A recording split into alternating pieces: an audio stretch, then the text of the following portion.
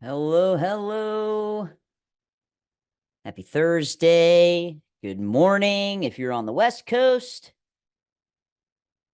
Good afternoon if you're on the East Coast. If you have the ability to turn your cameras on, would love to see your beautiful faces. We'll get started here in just a couple of minutes.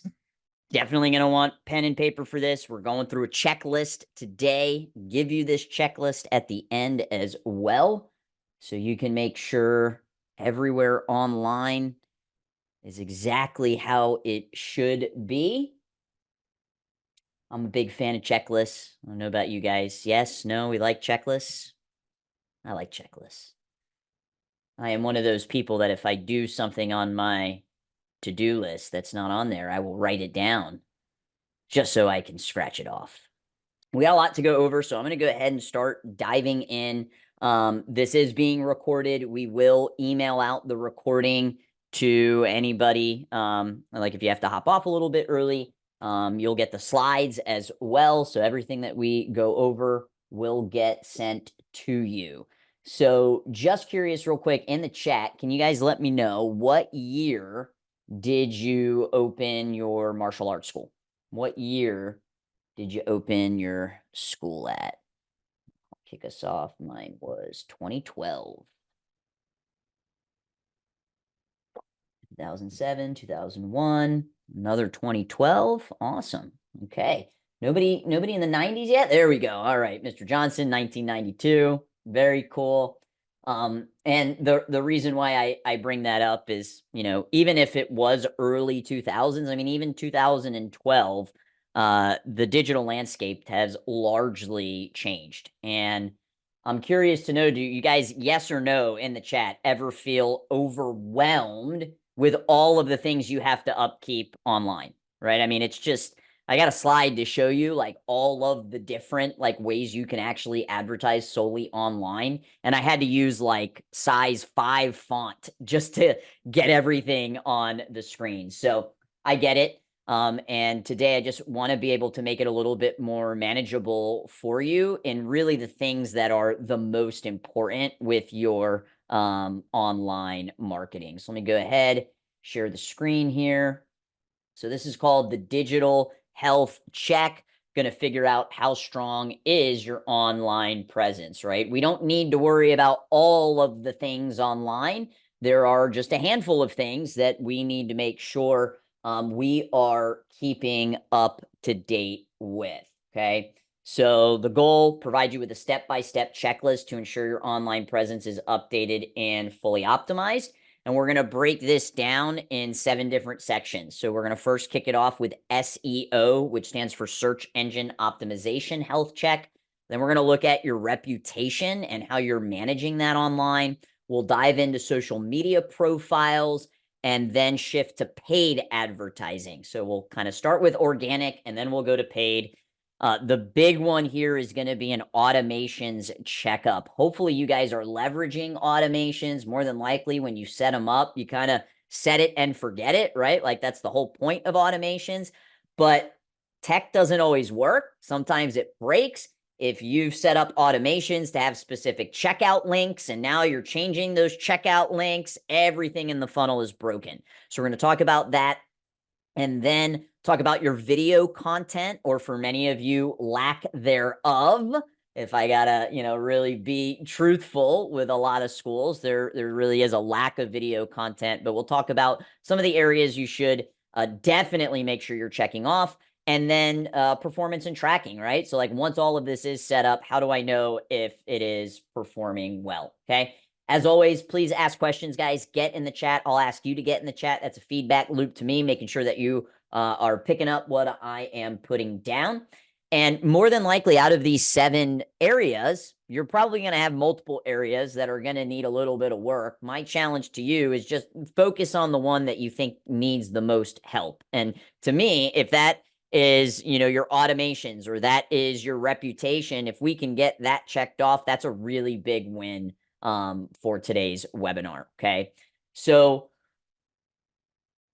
there's positives and negatives to this digital world that we live in. And one of the things we have to remember, it's not set it and forget it. It's not, okay, I built out my Google business profile, I never have to look at it again. Or, all right, I got my cover photo and my profile picture in the info section on Facebook, and I don't have to worry about it anymore.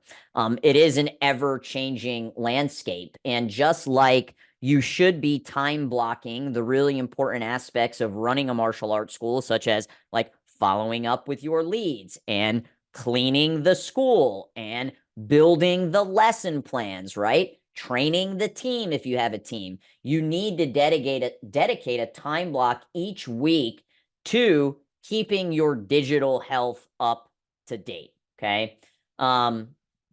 If you had a school 90s, like early 90s, late 90s, early 2000s. I mean, the old way of advertising was just like traditional advertising. We had the yellow pages, right? We did have direct mail back then, but it was mostly like printing, brochures and postcards. I mean, I remember when I first opened my school, I spent so much time on like the, trifold brochure to make sure that it looked, absolutely perfect. Maybe outdoor signage you would focus on, and then some events. But this was like really it. This was the focus. And a lot of it was word of mouth, potentially referral programs. And then the internet came. And now this is literally, I'm not going to read every single one of these. I will not bore you with that. But this is literally every single way that you can market to your prospects and your members just online. That's like just online. And there's 100 different ways. And there's just not enough time in the day, and nor should you be focusing on all of this. So we're just going to chunk it down on the things that are most important. Okay. I think the other thing that we have to remember, and whether you are the program director or you have somebody else in the position of program director, or maybe you call them a general manager, what's also changed is how our prospects and members can reach us. And I don't think we take this into account enough about how reactive the program director and general manager position can be, because we've got walk-ins, phone, right? And we've always really had those, right? People can walk in the facility, they can call us, late 90s, early 2000s, email, then text messaging. But now think of just like social media comments when people are asking questions on your ads or on your Facebook posts. Like, okay, that's a way that they can reach us, right? Facebook messages, man, when I owned my school, getting Facebook messages from parents and students, it's like, another one, right? And them trying to like cancel via Facebook message, like that's not the appropriate protocol, right? But it's not only they can message us on our personal account, they can also message the business, right? And then you add an Instagram. If you have an Instagram account, they can DM you personally, they can DM the business. TikTok account. Google business profile also now has messaging where people can message you through your Google business profile. Then your website. Hopefully you have some form of a contact form where people can reach out to you. And you may even have like a live chat feature on your website where people can chat with you on your website. And it's a lot. And, I'm just not saying this to like scare you or any way, but it has shifted and things have changed. So if it feels that way, well, it's because it is. Okay.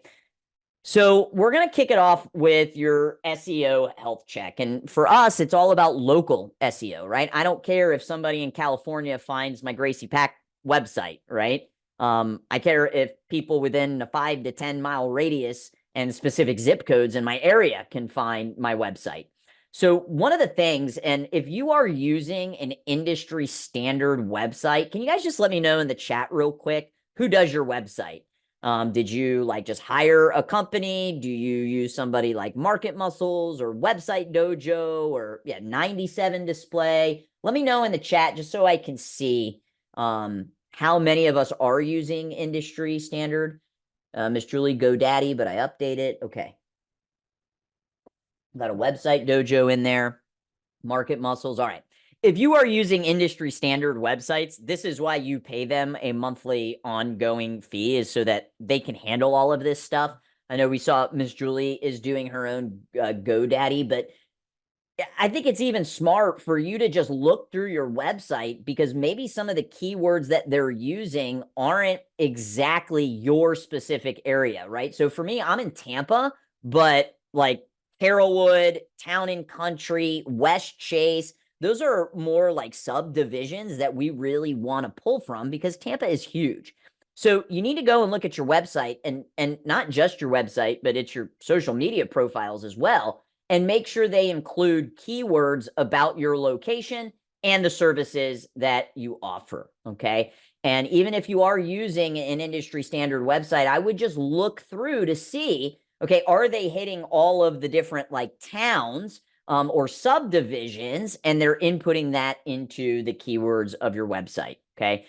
We love our friends over at Market Muscles. They handle this for us. But step number one, got to go do a keyword audit on your website because this is one of the biggest determining factors on whether or not your website is going to be ranking on Google. And if people are searching for you on Google, those are the people you want because they have an intent. They're looking for martial arts, right? That's intent-based marketing. Number two is the most important. Probably should have led with this, but NAP consistency. The name, address, and phone number online, anywhere online, from your website to your social media profiles, it has to match your Google business profile exactly. Like exactly. So if you're in a suite, are you spelling out the word suite? Are you doing STE? Are you doing STE with a period?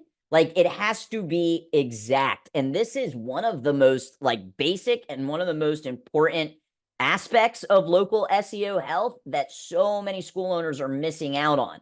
So go and see what it says on your Google business profile. And then what it says on your Google business profile, everywhere else needs to match exactly letter for letter, punctuation mark for punctuation.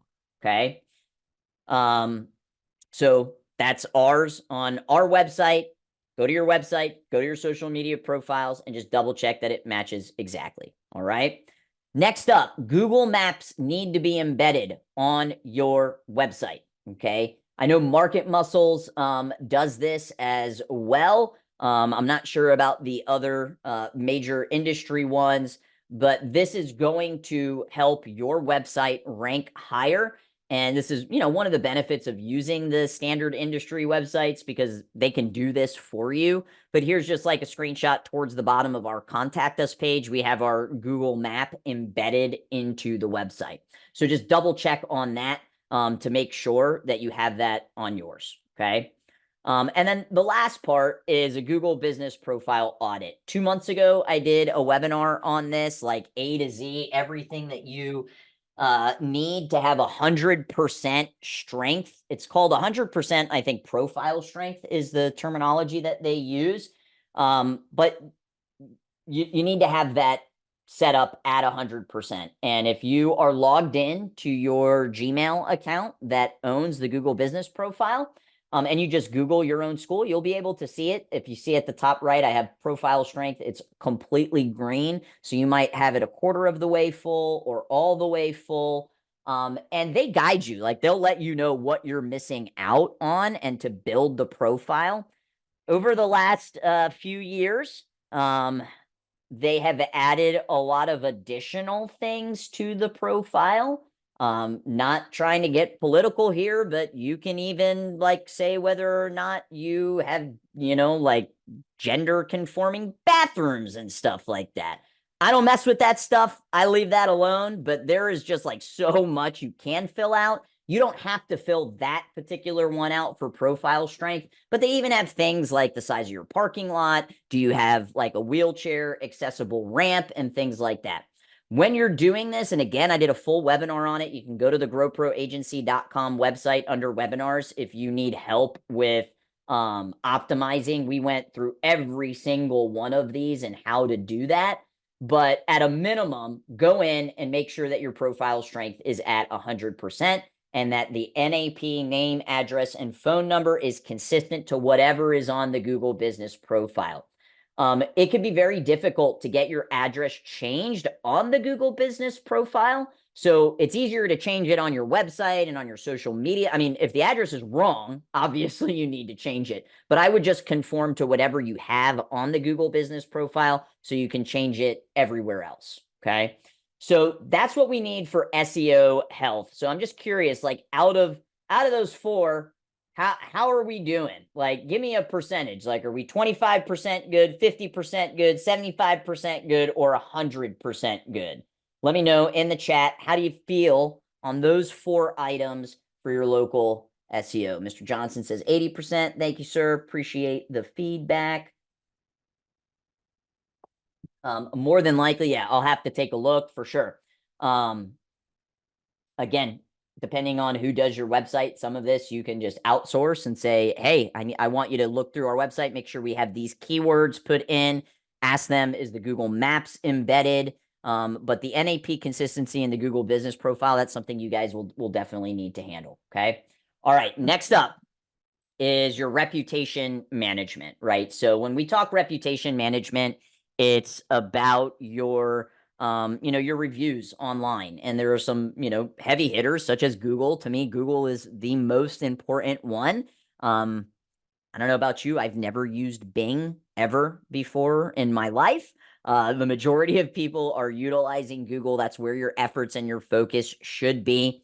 I think you could argue if you are more on the West Coast of the United States that Yelp isn't as big on the East Coast. It's definitely bigger on the West Coast. So if you are West Coast, potentially, keeping a close eye on your Yelp reviews. I've never had any good experiences working with that company ever. So really just predominantly focusing on Google reviews. And then Facebook doesn't have reviews anymore. They changed it to recommendations. So one of the number one signals, this is really important, guys. One of the number one signals that Google takes into consideration on how they rank you on their search engine results page. So when somebody types in like, martial arts near me or martial arts in Tampa, Florida, is the reviews, but it's the frequency of the reviews. So what happens often is you guys will go, all right, like I watched the webinar, we're going into review mode, we're going to get a ton of reviews, and then like 9 months go by and you don't get any more reviews. You have to build that into your systems, right? And you can do this with your CRM through automations. They can automatically send emails to your students, asking them how class was. And then if they rated it good, then it could, automatically ask them for a Google review. But even just anytime somebody is, telling you something positive about training, like just open that conversation and have that dialogue. But you need to be responding to the reviews, both positive and negative.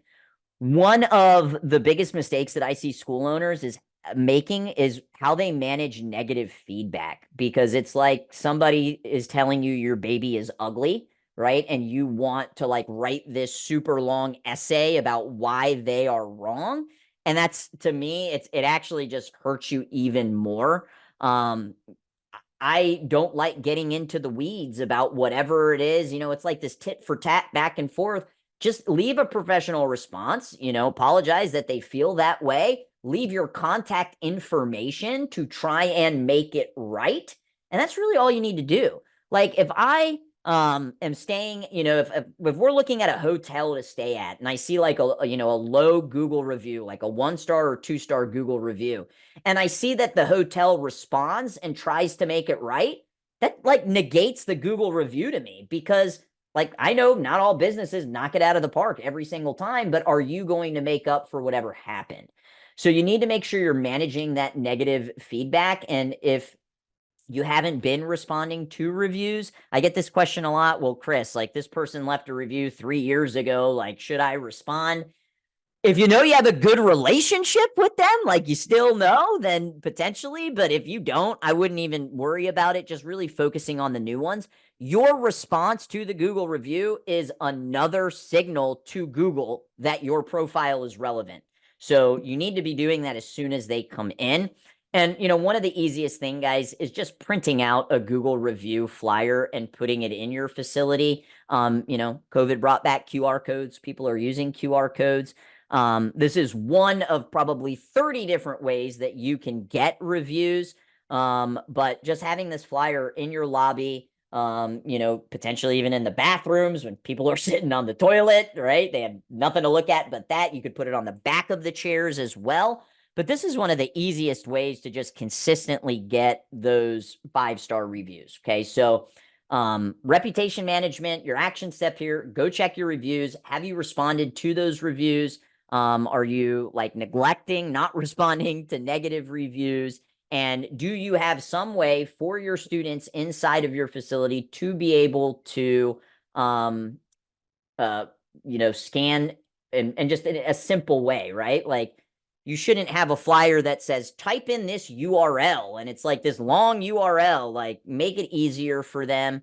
There are different pieces of technology that you can put your phone up to that'll automatically populate the Google review.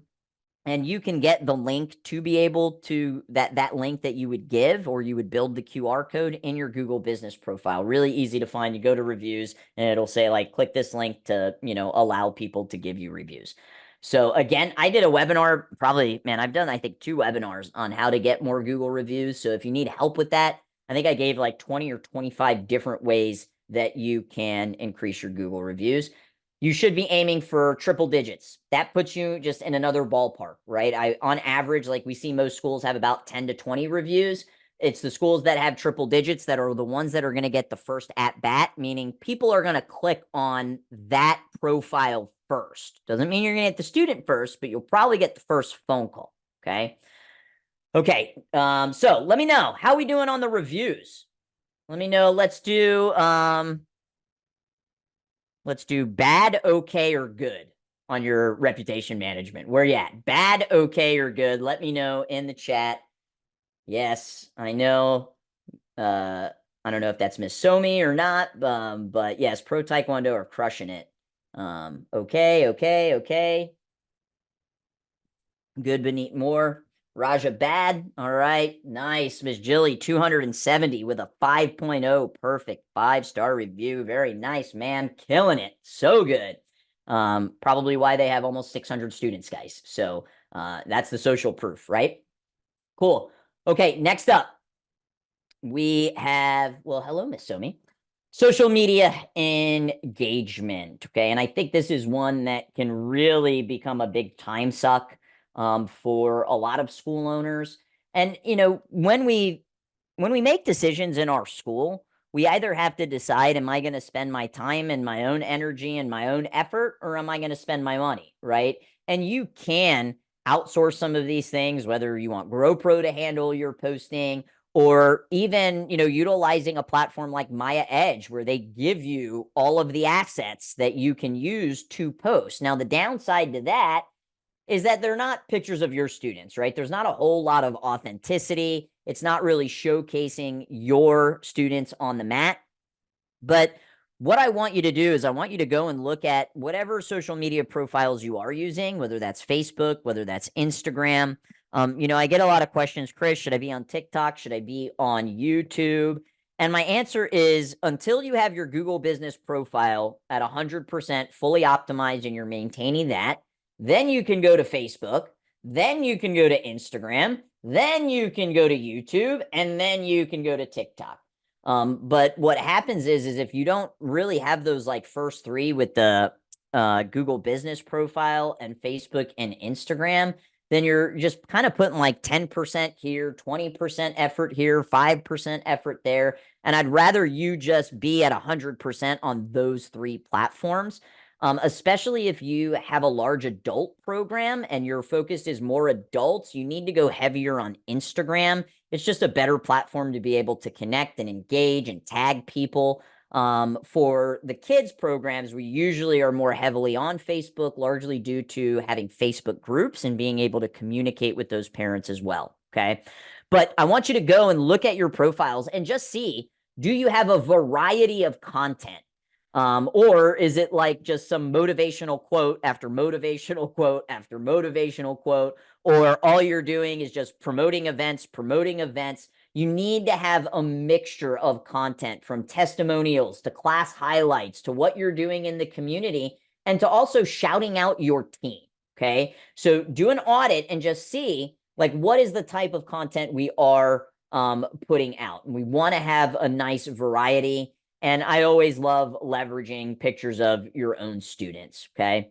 The second thing is, and this is newer, right? Like pre-COVID, you didn't really have to worry about reels. I mean, reels weren't even, popular. They're popular now because of TikTok, and Instagram and Facebook are leveraging that so that they can stay just as popular as TikTok. But reels are just short videos. They have to be under 90 seconds. And there are, literally features inside of the Facebook app and the Instagram app to edit these videos and add stickers and add filters and add videos and things like that.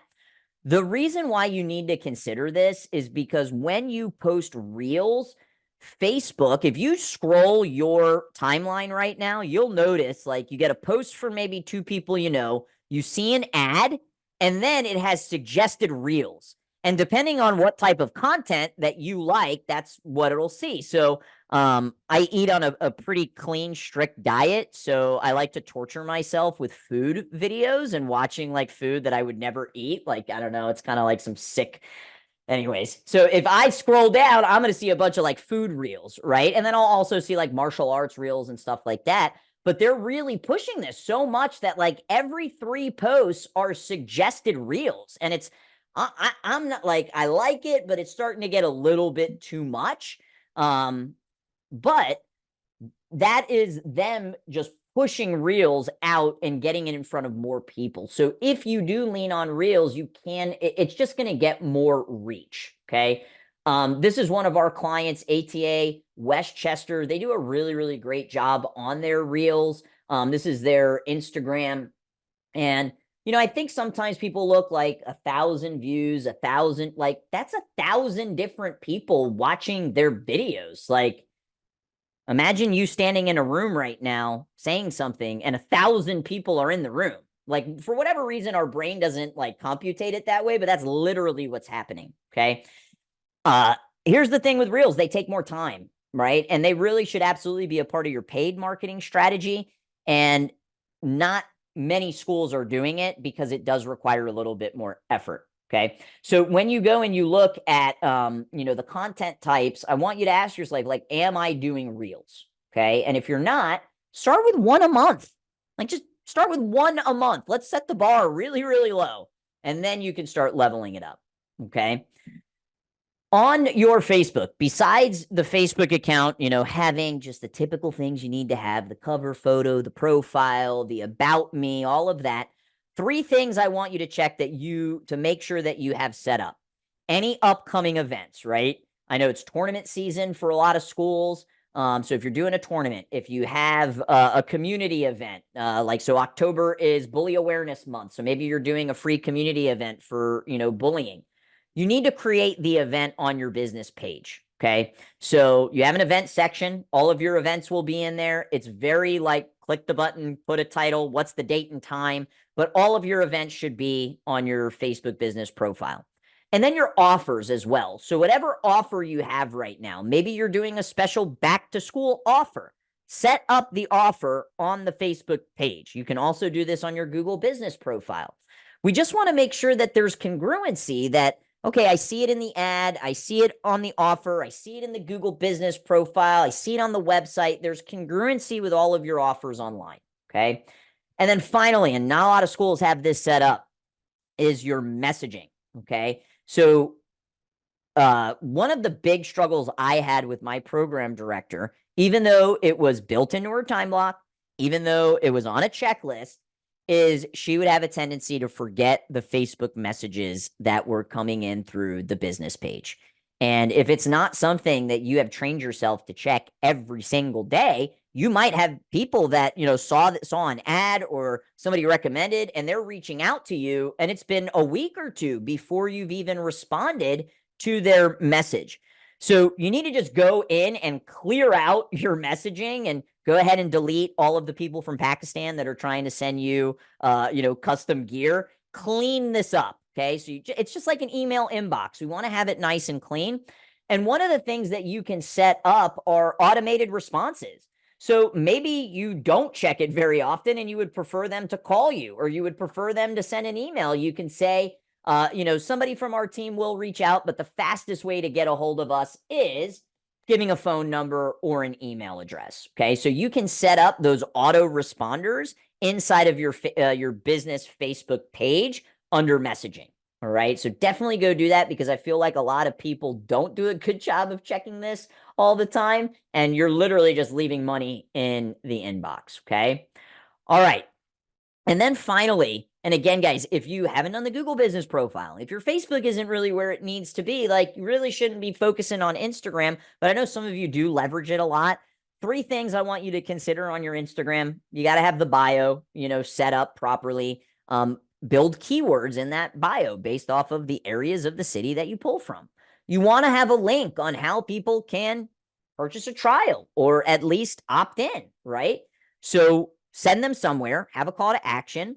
And then I like seeing pinned posts at the top of the profile. And one of the best pinned posts that you can do is just a welcome tour. And what's cool about the welcome tour video, we're going to talk about it here in a minute, is you can leverage that in other marketing automations that you do. Okay. So when somebody goes to your Instagram page, you can pin 3 videos at the top. And no matter what you post, those 3 videos will always be at the top. I really like seeing welcome videos at the top of those. Okay. So let me know, how are we doing? Let's do, we'll do BJJ belts this time. So 1 out of 5, 1, you're a white belt, 5, you're a black belt. How are we doing on just social media, health in general?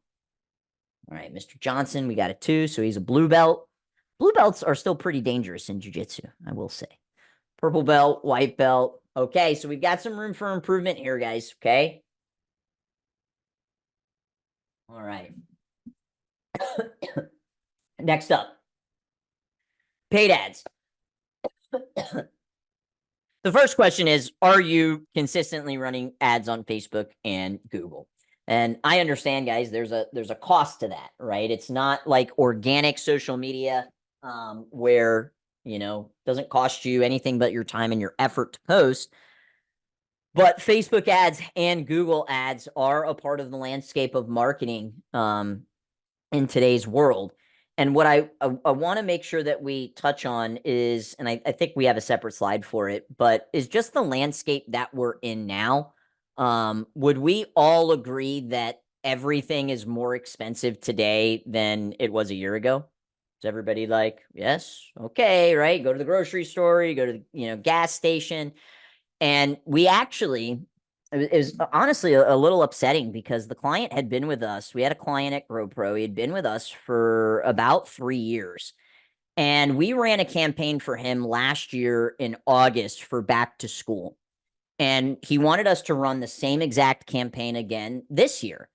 And the results weren't nearly as good this year as it was last year. And we tried to explain to him, well, part of the reason is because it's more expensive to advertise online. So Facebook charges you based off of what's called a CPM, which is like how much it costs for 1,000 people to see the ad. Well, there are huge corporations, one of them being Temu. I think that's how you say it, Temu. Okay. This is insane. They are spending $40 to $50 million a month on advertising on Facebook alone. One company, right? That's just one company. And it drives up everybody else's costs. And there's nothing you can do about that. And it's like, okay, well, yes, I'm complaining about groceries being more expensive today than it was, last year, but still got to eat, right? Everything has gone up. So it's just something that's important to keep in mind. And COVID really, it forced businesses to advertise online. Okay. The amount of businesses that started advertising on Facebook skyrocketed post COVID, especially when the PPP loans and the EIDL loans came in, because it was the only way you could advertise. So businesses that had never advertised online were now forced to. And it's an auction. It's based off of the amount of people that are vying for the attention of the same audience that you want. So I mean, it's a hard pill to swallow, but it is what it is. Like, everything is more expensive today. Rent is more expensive today. So just keep that in mind. Like, if you look at your campaigns from last year compared to this year, they're probably not performing as well because it takes more money now. All right. So let's go back to these slides. So in terms of like just checking in on the health, the first question, like, are you advertising on Facebook and Google consistently? And then, are you also keeping an eye on your stats? Like, you wouldn't believe how many schools are just not focused on their statistics. Your stats tell you a story. It's going to tell you a story on how the school is doing. So you need to make sure you are keeping an eye on what is the budget. And, we actually had a meeting at GrowPro yesterday because ever since I launched the company in 2019, in order for us to take you on as a client, you had to have a minimum of a $500 ad spend. Minimum. Like, we won't work with you unless you at least have $500. And we were discussing on how we believe we have to increase that because $500 today does not go as far as $500 in 2019, 2020, 2021. Okay. The major stats that you need to keep an eye on is your lead to appointment, appointment to show, show to close. This is what I recommend to aim for. The lead to appointment, if it's specifically coming from Facebook, should be at around 50%. Okay. So if you get 10 leads, 5 of them should book. Out of that, appointment to show, if it's a free offer, okay, free one-on-one, free group class, free week trial, we want to aim for 70%. If it's a paid trial, that number is going to be higher, right? Because they have skin in the game, but you'll probably get less of them, okay? And then show to close, 80%. You have 10 people walk through your doors, you should be enrolling 8 out of those 10. And if you're not, you've got to audit your sales process and you got to audit the product of what you are delivering on the mat. Okay. Tracking. This is a big one. You need to double check to make sure your meta pixel is on your website. Okay. There are plugins that you can do that you can add to Google Chrome that will tell you whether or not there is a pixel on a website. And you can do this for anybody's website. It's called the Meta Pixel Helper. You can see that's the little plugin. It's free to download. And if there is a meta pixel on the website, this will light up. And you can click on it. It'll let me know, yes, it found a pixel. And you could do this for any website that's out there. Okay. So it's a free download and you can easily check. If you're using some of the industry standard websites, all you got to do is go grab your pixel, send it to them, and they will be able to put this on your website. It's a piece of code that you just copy and paste. You get it from your Facebook Ads Manager under inside of your Facebook Ads Manager, and you paste it at the header on the back end of your website. And if all of that sounds like, man, that's really confusing, it's like, well, that's why you should use just an industry standard website because you pay them to handle that for you. Okay. What this does is anybody that goes to your website that hasn't opted out of tracking, when they go on Facebook, if you have ads, they're going to see your ads, right? And this is just like standard retargeting that every business should be doing, but it all starts with having that pixel on your website, okay? Another thing that is important if you have been advertising consistently is updating your audiences. So like contact lists. So like, maybe you started working with a marketing agency a year ago and, they've gotten you a bunch of leads. Like, have you sent them an updated contact list so that they can build out more audiences for you? Maybe you went to, like a fall festival or you did an anniversary party and you got all of these new leads. You got to give that to them so that they can basically build an audience inside of Facebook and show those people ads. So you want to make sure that you're keeping this updated. Okay. And we already kind of talked about the budget, that it ain't 2019, 2020, 2021, 2022, or 2023 again. Okay. How are we doing on that? Paid ads. What are we doing? Where are we at? Let's go back to bad, okay, or good. How are we doing? Bad, okay, or good? Doing okay. All right, Mr. Church. Thank you for sharing. Bad dog. Okay. Good. All right. Well, now you know, guys, right? First step is just recognizing where we got to do some work. Okay. Automations. Oof. I'm going to hope that every single one of you is using a CRM, customer relationship management platform. We're doing this. I teamed up with Century and Maya to do this 30,000 students in 30 days challenge. And it's a completely free. We're basically helping schools try to sign up 30 students in 30 days. And on the second session, I was talking about being able to send email campaigns to your students. And I said, you should be able to do this through your CRM. And there were probably like 10 people on the call that had absolutely no idea what a CRM is. And even after explaining it, it's not something they're using. So if you ask them like, well, how are you taking payments?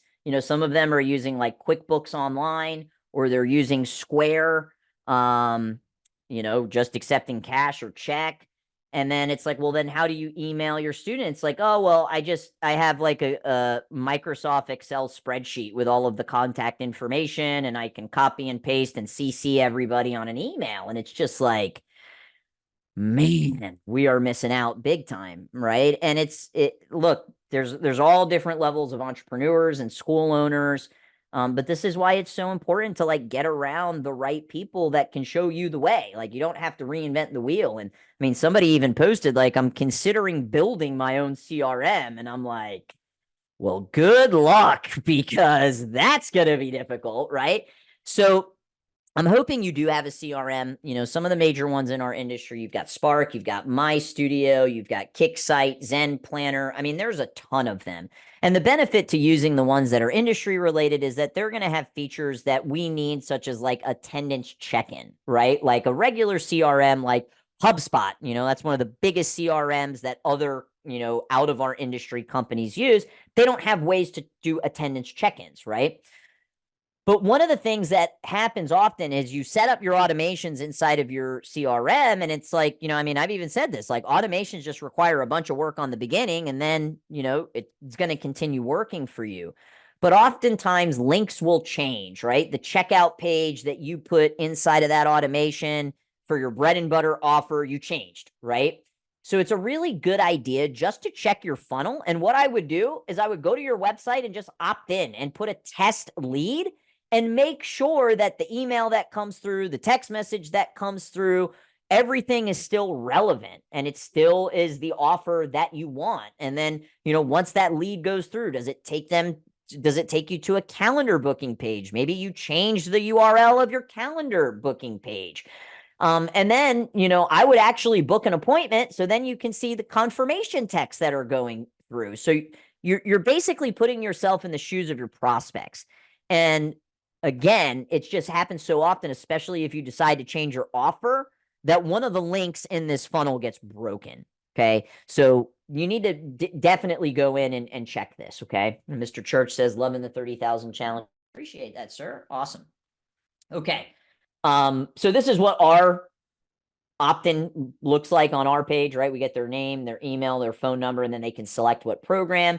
And that allows them to see our class schedule and purchase our trial, right? So I would just go to my website, opt in, and make sure all of that is relevant. That's another big thing too, is that you probably have different automations for the different programs, right? So I would opt into every one of them to make sure that they're all. So, whatever the automations are for your adult martial arts class, are firing, and have the right context and information, which is probably different than if a parent opted into the kids' martial arts classes. So go through here, guys, and audit this. This is one of the biggest mistakes that I see happen in terms of like digital health. Okay. So segmentation, we just talked about that. This is, to me, another reason why you should use the industry standard websites, is because you can segment based off of what they're interested in. When you reach out to an adult that wants to be a UFC fighter versus a parent who wants their child to stop hiding behind their leg every time they introduce them to somebody, the emails and the text messages that they get should be different, right? So you should have the segmentation. And then the last part about automations is you should have automations that your prospects get. You should have automations that people who purchase your trial get. And you should also have new student automations. Once they become a new student, one of the big mistakes I see is like, we put so much effort into the prospecting, and then they become a new student, and then we don't reach out to them anymore, because you're too busy looking for more new students. And this is, when schools run into retention issues. So I would go in, because these are the three main type of automations that you absolutely should have set up. And there's so many more, different ones like, MIA automations. If a student hadn't checked in to class in the last week, you can have an automation that automatically goes out. But those are the three main ones. What I like to do with the new student automations, if you have some form of a student handbook, so when somebody signs up with us, we give them a printed, it's like 30 pages long student handbook. And all I did is I took each section of the student handbook and I turned them into emails.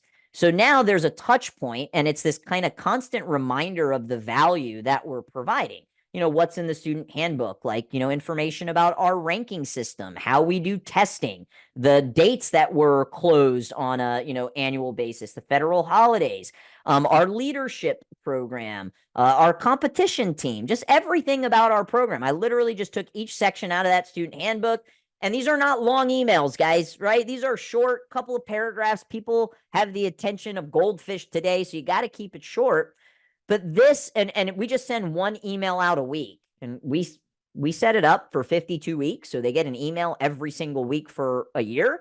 That's a huge project for you to do. So how about we just start with like 90 days? Can you just set up 12 emails for the first 90 days? Because that experience that your new students have within the first 90 days can make or break whether or not they're going to be a student for 9 months or potentially 9 years. Okay. Mr. Church says giving them an info snack like that keeps them from being overwhelmed by the whole student handbook. Absolutely. And it's just that touch point again of like, hey, this is how valuable this program is. Okay. So automations, how we doing on that? One is, let's do 1, 2, 3. 3 is great. 1 is not good. Mr. Johnson, role of videos versus emails. Yeah, great question. One, I would ask how good are you on video? Because there are some, I'll just like keep it real with you guys. We get videos from clients at GrowPro and they want us to use them in the ads. And it's like, you don't want us to use those in the ads. It's just not a good video, right? So I think it does depend on, well, how good the video is. What I would do is I would leverage those videos in either like a Facebook group or just posting on your page. I like just emails to just be emails. What you could do is link. So some people like watching videos. Some people rather would do an email. Like if anybody ever sends me a voice message, I don't listen to voice messages. I think they are the most rude thing in the world to send, like a voice memo. It's like, why don't you just do talk to text? Because if you send me a voice memo, I got to go somewhere where there's nobody around because I don't know what you're about to say. And it requires more of my time instead of just being able to read something. So people have very specific ways that they like to be communicated with. For me, email, if it's an email, I'm just going to read it. But what you could do is like in the postscript, you could say, if you'd prefer to watch a video on this, click the link and then just take them to your YouTube channel and then link the video to your YouTube channel, right? You can even put that in the beginning. Like if you prefer watching videos, click this link. Otherwise, read below. Cool? Great question. That's a really good question. 3, with what we have rolled out so far, I have a backlog of automations I'm working through. Yes, awesome. Guys, automations just make your life easier, right? It allows you to buy back your time, okay? Okay. Last one before we get to the tracking. So video content audit. The welcome tour video. This is like, man, if you're going to have one video that you spend time on, this is the one that I want you to spend time on because you can leverage it in so many different ways. Besides all your social media profiles, this should be what you send a new appointment when they book an appointment with you. Because here's the thing, guys. Do you think when they were Googling martial arts in your area, they only clicked on your school? No, they probably clicked on a couple of others. And if your competitors have the Facebook pixel on their website, and then that person goes to Facebook, they're going to be seeing their ads. If they opted in, they're going to be getting their automations. And this is one of the best ways to set you apart. And it helps you build the know, like, and trust factor because you're basically telling people like, and what the welcome tour is I love doing a shot. And yes, I do have an example. I'm not a fan of sending my welcome video example out because I had a professional videographer do it and we had drone footage. And what I don't want you to see is like, oh, well, I can't do that. Like, you can just use your cell phone. Okay. Like, it could be selfie style. Some of the best performing Facebook ads that we use for clients are selfie style videos of a tour of their school. Like, that's it. Right. But starting from the outside so they can see what the parking lot looks like. That's really important. And also what your building looks like, especially if you have a lot of competitors around. You want to make sure that they're going to the right place. Okay. So you show them the parking lot, walking inside, where to go, who's going to greet you. And all we're doing is telling them this is what's going to happen when you come in for your appointment. So that when they come in for their appointment and that thing happens, guess what we just built? We just built trust. We said we were going to do something. Now we did it. And we need trust in order to get the sale. Okay. It does not need to be fancy at all. When doing a welcome video, should it be shot in portrait or landscape? Landscape. Definitely do landscape for your welcome tour video. Okay. Great question. I like using, whoever's going to be greeting them. So we had the program director in there. You can have the instructors in there. Downside to doing that is if you have employee churn, you're going to have to refilm the videos. So that is something to consider. But guys, this would not take you more than 5 minutes. You don't need any editing. You're just giving a tour of the facility. Okay. And you could do this when the facility's empty. But there is something like if it's for a Facebook ad, there is some like social proof that occurs when there are people in the facility as well. Okay. But at a minimum, just do it when your school is empty. And then when somebody books an appointment, you are going to send them the video. We actually host ours on our Market Muscles website. And I was very intentional about that. I didn't want to host it so the video is on YouTube, but we embedded the video into a landing page. And you can ask Market Muscles to set this up for you. You just need to give them the YouTube video. But the reason why I like this is in the automations, I don't want to just send them a YouTube link. Now I can send them graciepack.com/welcome video or whatever our URL is. And there's now brand awareness and they're on our website. So, all the branding is on there. So that's, at a minimum, send them the YouTube link. But if you want to kind of take it up to the next level, embed the YouTube video on a landing page that lives on your website so that there is branding in the URL that you send out. Does that make sense, guys? Right? The kind of mindset behind that? Okay. Mr. Silva says, this has made a world of difference. I'm so glad I listened to this piece of advice. Awesome. Thank you, sir. Use a mic if you're making it during prime time. Yeah, for sure. So guys, if you have like an iPhone, Android, if you go on Amazon for like $20, you can get these little mics that plug directly into the port. Are they going to be the same quality as, a $500 mic? No, but they'll get the job done. Okay. All right. So 100% welcome tour video. These next two are, they're just great to have. New student welcome video. So if you have the ability just to send a welcome video to your new students, you could automate that. So it wouldn't be personalized, but it would be automated. So that first email that they get when they join, or it could even be sent via text message, right? So if you mark them as a student in your CRM, you can have an automation when that tag happens, go out and they get a welcome text with a welcome video, or you could put it in your email. But it's, we want to ensure that there's no buyer's remorse. Okay. And one of the big mistakes is that, all right, we get the credit card. Now we're just looking at the next student. And then video testimonials. I'd love to know, yes or no. Do you have any video testimonials? Yes or no video testimonials? Let me know in the chat, guys, please. All right. Mr. Steve says yes. Mr. Johnson, no. Mr. Priest, absolutely not yet. No.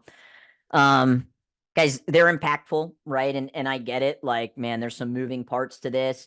I'll never forget the first time we asked a mom to give us a testimonial. She was like, but I didn't do my makeup today, So like we had to like schedule a different time for her to come in and stuff. One of the easiest ways, and I mean, I think this is pretty genius. We do a student of the month. If any of you do students of the month, you can make it as a part of doing student of the month that you will interview the student and the parent and you just ask questions on, why did you start with us? What was going on? What's the transformation been and what it's like now? And guess what? You got a testimonial. And they will absolutely love the fact it's like, so I used to do this. I still do it now, inviting clients on my podcast. Why? Well, they love being on a podcast, but then I can actually turn that into a testimonial as well. Okay. So video testimonials, these are great that you can showcase on your website and your social media organically and also use it in ads. So how are we doing with the video content? 1, 2, or 3? Let me know. 1, 2, or 3. How are we doing?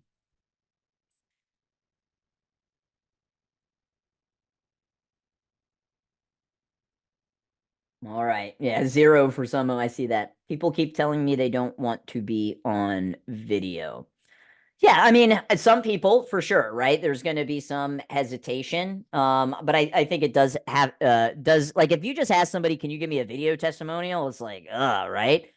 How about can you share your story with us, right? Can you share Johnny's story with us? That's just a slight change in the verbiage that might help you get more. All right. And yes, there are people that are like, absolutely no, I'm not going to go on video, but you'll have people that absolutely will do it.